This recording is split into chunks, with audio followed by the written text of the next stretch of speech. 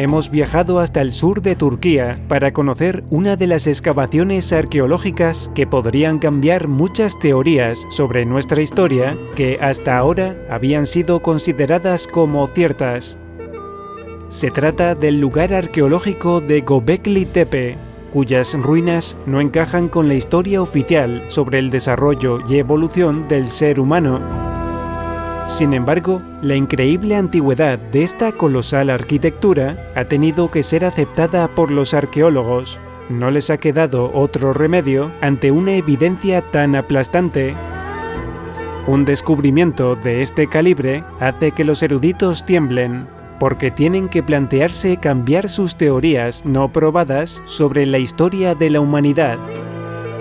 La historia oficial nos cuenta que los humanos, al terminar la última edad de hielo, tuvieron que cambiar su forma de vivir. Las temperaturas subieron, lo que dio pie a la abundancia de plantas y el surgimiento de otro tipo de animales. Este cambio hizo que el ser humano dejara de ser nómada y se dedicara a la agricultura y a la ganadería. Gracias a estos asentamientos permanentes y la abundancia de alimentos, empezaron a surgir sociedades más complejas, así como el desarrollo del arte, la escritura y las religiones. Oficialmente, la revolución neolítica comenzó hace 10.000 a 12.000 años, pero el descubrimiento del yacimiento de Göbekli Tepe rompe los esquemas de la historia. Según la datación de estas ruinas, su construcción tuvo lugar sobre el año 10.000 a.C., justo al comienzo de la revolución neolítica, y no después, como debería haber sido. Esto significa que con 12.000 años de antigüedad, según la cronología oficial, serían 6.000 años más antiguas que cualquier otro yacimiento megalítico hallado hasta ahora, como Stonehenge y Avebury en Inglaterra, Gigantiga y Nagdra en Malta o las pirámides de Egipto. Hay que destacar el trasfondo social que encierra esta construcción, porque para su realización se necesita un número importante de mano de obra que tiene que alimentarse, aparte de una buena coordinación entre tanta gente. ¿Quiénes eran los líderes que dirigieron esta obra y con qué finalidad la hicieron? El encargado de las excavaciones fue el arqueólogo alemán Klaus Schmidt. Comenzó en el año 1996 y estuvo trabajando allí hasta su fallecimiento en el año 2014.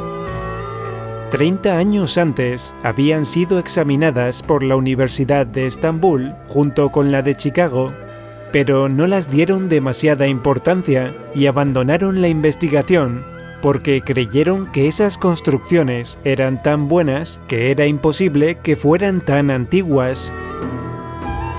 Schmidt y su equipo del Instituto Arqueológico Alemán han desenterrado en lo más alto de la colina docenas de gigantescos pilares megalíticos en forma de T de más de 15 toneladas de peso colocados en forma de anillos, y se encuentran en una capa sobre otra capa, y según los sondeos con escáner, aún quedan más de 200 por destapar. Hasta ahora, tan solo se han desenterrado 4 recintos, denominados A, B, C y D. El recinto D es de forma elíptica. Mide 20 metros de este a oeste por 14 metros de norte a sur.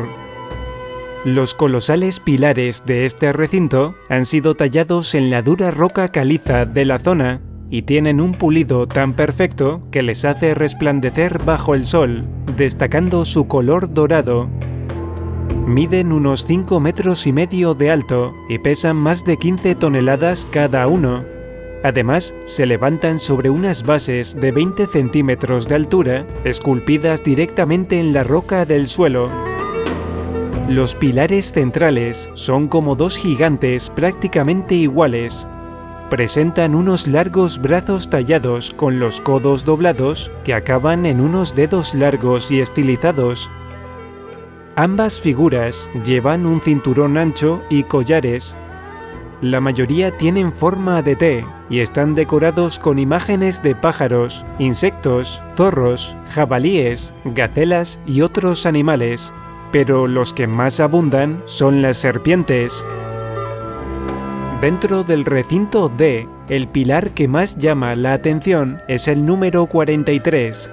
En él destacan lo que parecen 3 bolsos situados en la parte superior. Estos misteriosos bolsos los podemos encontrar en otras partes del mundo, como en la antigua Sumeria, Asia o en América. Podríamos pensar que es casualidad, o quizás sea la evidencia de la existencia de una civilización global con una avanzada tecnología. La zona de Göbekli Tepe donde se encuentran estas construcciones es inmensa y se calcula que tan solo se ha excavado el 5% del lugar. Al realizar una prospección geofísica mediante georradar, se pudo saber que hay 16 enormes recintos aún sin excavar, aunque según el profesor Smith, puede que su número se eleve incluso a más de 50. Se calcula que estas construcciones son unas 30 veces más grandes que Stonehenge. ¿Cómo es posible que unos simples cazadores-recolectores fueran capaces de organizar el trabajo, transportar esas piedras tan pesadas y hacer una construcción tan colosal? Aunque lo más desconcertante de todo es que las estructuras más impresionantes se encuentran en los estratos más antiguos, ya que en los más modernos hay un gran descenso en la calidad de las construcciones. Es decir, que las construcciones más antiguas son considerablemente mejores que las más modernas, algo realmente extraño y que va a dar muchos dolores de cabeza a los arqueólogos oficialistas. ¿Cómo van a justificar la repentina aparición de una civilización tan avanzada en una época tan remota? ¿Acaso significa que hemos involucionado? Este es un patrón que se repite en otras partes del mundo, donde civilizaciones antiguas muy avanzadas, inexplicablemente, parece como si hubiesen perdido ese conocimiento. Otro aspecto muy interesante y a la vez desconcertante es que las construcciones fueron cubiertas con arena intencionadamente, como si alguien hubiese querido protegerlas de alguna catástrofe que sabían que iba a ocurrir. Pero además hay algo mucho más intrigante aún, y es que después de levantar cada recinto, este se tapaba de una forma rápida y deliberada antes de construir el siguiente.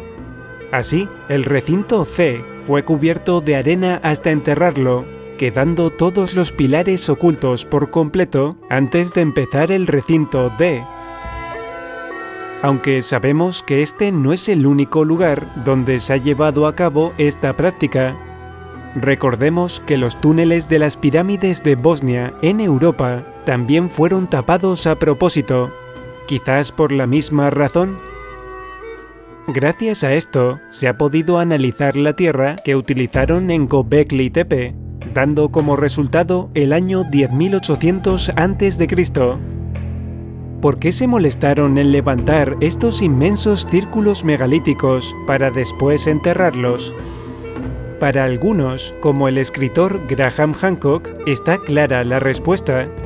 En Göbekli Tepe hay un mensaje para la gente del futuro. Este autor defiende la teoría de que los trozos de un cometa cayeron a la Tierra hace más de 12.000 años, ocasionando lo que en todos los pueblos del mundo se conoce como el Gran Diluvio, al que le siguió una glaciación, destruyendo civilizaciones enteras. Dicha teoría está basada en lo que aparece representado en el pilar número 43, situado en el foso noroeste de la excavación, donde se puede ver un buitre que los antiguos constructores plasmaron en piedra para referirse a una constelación del firmamento. Graham Hancock está convencido que en este pilar hay escrito un mensaje de advertencia para el futuro, porque podrían impactar contra la Tierra los trozos de ese cometa que se encuentran esparcidos por las Táuridas, una zona que nuestro planeta cruza cada 26.000 años. Este lugar es muy importante porque hará plantearse a los arqueólogos que hace más de 12.000 años existió una civilización muy avanzada, y puede que acaben reconociendo que el filósofo griego Platón, cuando menciona la Atlántida, está hablando de una historia real y no de una leyenda. No se puede negar que en Göbekli Tepe se ha descubierto una parte muy importante de nuestro pasado que obligará a reescribir la historia. Existen demasiadas evidencias que ya no se pueden ocultar. Sin duda, Göbekli Tepe dará mucho que hablar en los próximos años, porque aún queda mucho por descubrir.